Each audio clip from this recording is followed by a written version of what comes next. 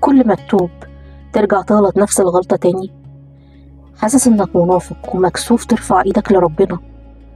المشكلة هي جلد الذات، الإحساس القاتل بإن رصيدك خلص عند ربنا وإنك ما بقتش تستاهل رحمته.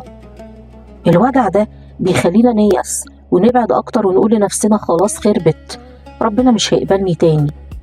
في كتالوج أمنية بنتعلم إن ربنا خلقنا بشر بنضعف ونغلط، مش ملايكة معصومين. ربنا سمى نفسه التواب والغفور مش عشان تتوب مرة واحدة وخلاص، لأ، ده عشان يطمنك إنك كل ما تغلط وترجع له هيقبلك. لو أذنبت في اليوم 1000 مرة توب 1000 مرة. عارف الكلام اللي بيطبطب على قلوبنا بجد هو إن أنين التائبين أحب إلى الله من تسبيح المتكبرين. يعني الذنب اللي بيكسرك ويخليك ذليل ومحتاج لربنا أحسن بكتير من الطاعة اللي تخليك مغرور وشايف نفسك أحسن من غيرك. ما تخليش الشيطان يكسفك من ربنا أو يوقعك في فخ اليأس. ارجع له في كل مرة وهو مش هيمل لحد ما انت تمل.